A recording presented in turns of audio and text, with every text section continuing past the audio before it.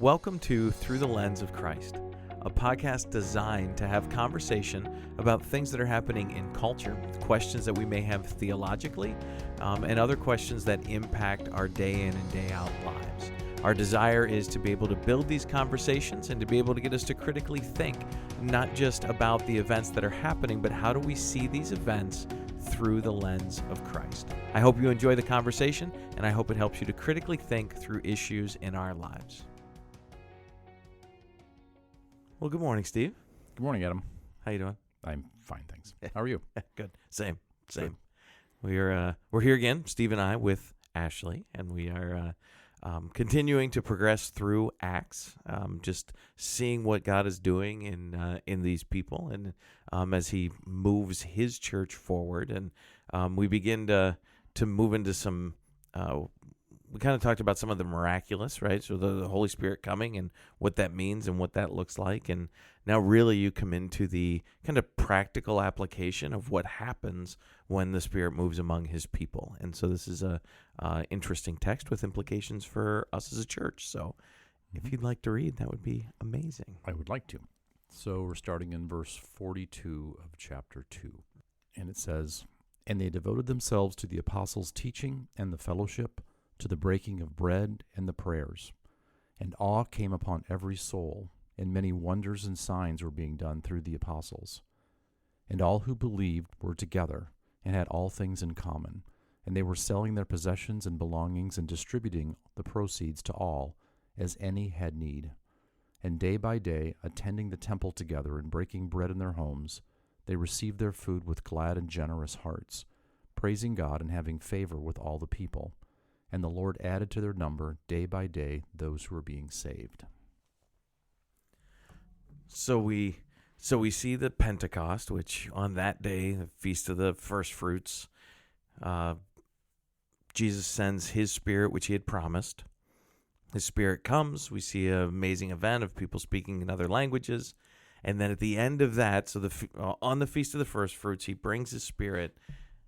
The Feast of the First Fruits, or the Feast of the Harvest, brings about a crop or a yield of 3,000 people. So the church grows by 30 times in the course of a few hours. Again, obviously far greater than anything we could do on our own. Mm-hmm. And then this is really the response. Like, what did they do about that? So anything stand out? No, as you're talking, though, I mean, it's just the same biblical pattern of God supplying and God kind of showing us who He is and what He's done, and then the response. So they didn't do all these things, and all of a sudden some peace and harmony came into their lives. God did an act first, and then they responded in this way. So that just is the biblical pattern all the way through, all the time. It's God that provides, God that instructs, God that helps us understand, then God that does, and then we respond in faith, which I think that's what this is showing. These folks responded in faith by doing these things. Yep. Yeah, and I think you've got, when God moves and His Spirit is working in people, right, they respond in ways that yield the first fruits, or what we would talk about the fruits of the Spirit. And so you look at how they responded and how they were living together, like that is an image of God's love. It's His image of His kindness and patience and mercy and all these amazing things that He's doing within us, He's now doing among us, and it has responses all the way through, like the people themselves are being more connected, and then how that impacts the greater community and what that looks like for the future of the church. Yeah, absolutely. And then, how that impacts the community, having favor with all the people. I think all the people surely are not just the people that were, I think it is the people that were participating, but others seeing that formation of a new community, which I think is much like the way the church is supposed to be, and we're supposed to be as a community as well. So, there's, one of the questions I was thinking of on the drive here today was like, well, how do I know for sure this is the way we're supposed to live, right? Maybe this is just for them. But surely, besides the fact that it accords with the rest of Scripture, all of these things, it's living in community and in some sort of harmony together. I don't know that we do that well right now. Just in general, as a Christian church, there's lots of ways we disconnect from this. First of all, just on a little riff here, we don't do many of the things very commonly said in this whole thing, right? Being taught together or fellowshipping together. Oftentimes we have our church family friends and we have our other friends, and not that we shouldn't have both, but surely we should be spending a lot of time with our church, with Christian friends, right, in our community, and doing some of these things as a priority. And oftentimes that priority gets shifted. And then the whole idea of, how would I even know if someone needs help in this church? You've actually got to know people to know that if you can, sell a possession or give a resource or something like that. That just doesn't happen. Right. There's all kinds of issues. Yeah. Well, I think it comes down to what does it mean to be devoted, right? Mm-hmm. And I don't think we're devoted to, and I say, I don't think we are, meaning both community church, this church that we're a part of, and the general perspective of church today is that it fits into your schedule, right? And that being, hey, I showed up and I hung out with some people, and I think I'm a little biased, but I think we have a good time. I put that in air quotes, right? I think we have a good time on Sunday morning, right? I think when people come, I think they enjoy the company of others. I think that we have an engaging worship service. Like I think we're centered on the things that are good and right, but it's an hour, maybe an hour and a half of your week. Right. That's not devoted, right? That's like we've got a part of what we're supposed to be doing, but there is, and the church does have a lot of things going, and there's a lot of things that we're trying to figure out. Okay, how do we make sure that we stay focused on these things and do those things? But it is hard. I think it's hard, and to go, I guess, from the church to the individual. Like, I think it's hard for us to be devoted to these things. We live in a hectic world. We got a lot of competing priorities. There's many things that are going on, but I don't think that's that different from what these people in the early church had. Like, I think their lives were still hectic. I think if you talk to them, if you said, how are you doing? They would have said, I'm busy, right? Just like we would today. And I know technology has changed things and we're busier than we've ever been, but they still felt busy, right? And so I think they just said, no, this is going to be a priority because God has done something amazing. We don't fully understand it. We want to be engaged with other people who don't fully understand it either, but might understand different pieces of it. And we also just enjoy the foundational relationship that we have with one another. So I think you're right. I think there's a lot to learn here and to be done better. Yeah, I think ours is more like a la carte and boutique kind of things that we're trying to do. Back then, I can think, just trying to put myself in the place of these folks back in this text, right? I mean, we're busy doing our work, of course, and whether it's at home or outside the home. And we're busy taking care of kids. Oftentimes, in my world right now, taking kids to sports events and to practices and to games and all that kind of stuff. We're busy on the computer, on social media, and doing those things. We're busy in lots of different ways. These people were busy doing other things like, where am I going to find food for tomorrow, right? And how am I going to shelter myself in a ways that we don't even understand today? Right. Now, I understand they lived in communities and things like that too, just like we do, and had shops and businesses. But a lot of it was surely that time was generated on just eking out a living, right? And then the ability to have others come into our circle of friends, if you will, and provide some of those needs together when we had those needs is really helpful. But boy, you can sure drift into a non-spiritual aspect of that. This is talking about doing spiritual things together and also helping each other live together. So it's a community experience, not just a materialist, practical experience, which this passage has been talked about doing, right? Yes. Just really specifically, well, we should all be communists, right? Because of this passage. Yeah. And that's not what it's talking about. Not at all. Right. So we can disqualify that right away by saying that communism is a anti-Christian, religion. I would call it religion, materialistic religion. This is talking about a spiritual activity, and it's also talking about these people having possessions, not having possessions. And there's not this big pile of possessions in the middle of the town square that people are divvying up. Right. These people are going, you got a need? I got something that can help you, and working through it that way. So. Yeah, we're all really busy, but this I think is busy with a purpose, or busy in a different way. Yep. Yeah, and I think your point about the possession thing is important, because I think that immediately kind of gets people to be defensive, right? Like, hey, the church is trying to take all my stuff, right? Yeah. Or that we're right, and that's absolutely not what he's talking about. And this, it really goes back to this idea that we're all part of the same vine. right? And Yeah. so since we're all so intimately connected, like it should bother me that somebody's struggling. When I say struggling, I don't mean that they've buried themselves in credit card debt because they bought everything that they want to have and now they can't afford it and they need some help, right? That's not my perspective of struggling. But there are very real needs that are health issues, or somebody lost their job through economic issues. Like there's many things that people find themselves in unexpected trials that we're like, yeah, that should hurt me, right? I should go. I'm not content to just watch part of my family struggle and that part of the vine dying, and I'm just comfortable to watch it. I should be able to go, no, God blessed me so that we might be able to bless others.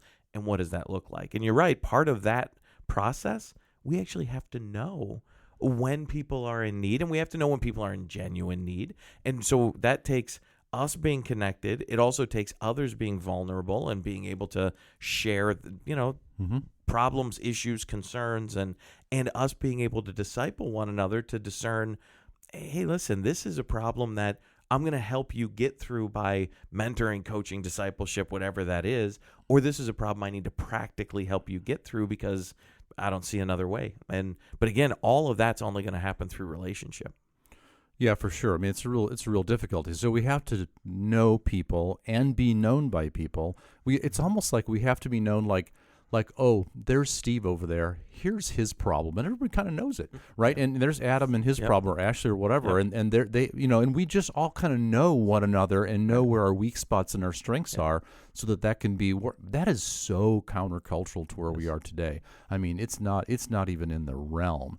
So to be able to do that, I think is really important. We don't do that very well. Yeah. I mean, we're trained to put our best foot forward, right? We want to show everybody the best version of ourselves. And I would much rather have somebody talk to me about, how great my life looks rather than, hey, look, these are some of the issues. And even if they're easy things, I mean, we talk about, our current phase of life and caregiving for Jenny's parents and trying to navigate adult kids and young kids and church life and work life, and right, you're trying to navigate all these pieces. I need help, right? Yeah. And I don't need somebody to come do these things for me, but you do need to know that you're supported. You do need to know that people actually care. And it's not something I want to run around and ask for help for, right? I want to be the person who says I can handle this all on my own. And I've got this, right? Somebody says, how are things going? I'm fine. It's good. So it does take a certain amount of, you call it being known. It requires that we're willing to be known. And I think that's important. Yeah, it's not only here's the thing. We were talking about this at our book study meeting on last Friday. It's not only that I'm there to help people and I want to be able to contribute, but I want to contribute in a way that makes me the king of contributors. Yes. So we had a good discussion about, so there's a need. How should we meet that need? And what really I think happens is sometimes we're like, well, I don't really like the way that person's living their life. They should live it like I live my life. Yep. And therefore, I'm going to give or withhold help based on what I'm trying to get them to, because I'm trying to leverage them to do the things that I think they should do. And that's really a challenge. So, and then what we start doing is we start rationalizing everything, saying, especially if it's money-based, right? Like, I'm not giving to that cause because they do this, or because they're not doing that, which is just an excuse for me to keep what I want to keep anyway and not be generous. So we kind of ended our conversation like, we want to be generous. The idea is to be known as generous people who are giving and loving and helpful, and not stingy legalist people that are, trying to conform everybody into our own image as the king of the giving helper people. Whatever that is. Well, yeah, I think the I gotta write that down. What a dumb statement. I like it. I was gonna just move past it, but it was it's okay. We were enjoying a good laugh about it. Yeah. But I do think this idea of because part of it is 100% right, that I think we do use it to manipulate and for our own purposes, and both to say I want to control that person and also I don't want to give up what I have, right? I think it's all over that, right? Right. But I also think there's a part of this that says, hey, if I'm going to help somebody financially, right, then not that I need to speak into their lives financially, but the church should have a process to say, listen, we're going to help you and we're going to give you, $1,000 because you're struggling right now and we see a genuine need. But we also want to make sure you understand biblical finances. We want to make sure you understand good stewardship. And that's really where kind of membership and community come back together. And individual people should go, I feel confident that if I support this person in our family, that the greater family is also coming around them. So there's a financial need and a spiritual need and likely an educational need. And are we filling all of that? Because I also think in our culture, we just want to throw money at everything. And, well, okay, there's a need. You know what? I can write a $100 check and get this off my plate, right? So next, move to the next problem. And usually the problems are far deeper than just what we see as an accounting issue. Yeah. Well, that's all true and good, I think. But as I usually do, let me just make the problem worse. Yeah. So here's the problem. I mean, first of all, well, who gets to define what a need is? Yeah. And who gets to figure out what the right solution to that need is, and how it's going to be administered, and who's going to determine it, and who's going to accept it and say that their need has been met? Yeah. That is just a hornet's nest of a mess. So the problem is we can't even figure out by ourselves what we actually need. We never can figure things out by ourselves. Yep. We need help figuring out what our need is. We need some other people, wise people, hopefully, to determine what the solution for that need is imperfectly. It's going to be imperfect. Yep. And then we have to be able to accept whatever that solution is, if it's appropriate to, we think, helping our need. And all those are decisions that are decisions men are making, fallible people, even in groups or individuals. It's where the tendency, I think, is that the giver says, well, this should be really, really highly appreciated, right? And the one getting it says, well, I should get exactly what I think I need, and nobody gets to be happy. Yes. Everybody feels bad, and that's not what's happening in this text. I mean, and in the middle of this text, it's right there. They were selling their possessions and belonging and distributing the proceeds to all as any had need. Right. Figuring that out is a mess. Right. So there's got to be some extra deep level that we don't have right now, because I can just see this happening. I do see it happening in our church, right? Yeah. And it's not that our church is a yes. bad place. It's Right. just, but it happens, and people were like, well, I'm going to give them this, and they should appreciate it. And like, well, you gave me that, and I didn't appreciate it enough. You didn't give me enough. And there's a level beneath that of satisfaction and loving one another as brothers and sisters in the Lord that just hums along. That's the hum of the gears of that whole situation. We can see it in political conversations. We can see it in need-based conversations, social conversations, all those things. That kindness and that love that's in the hum of the gears that isn't always there. Yeah.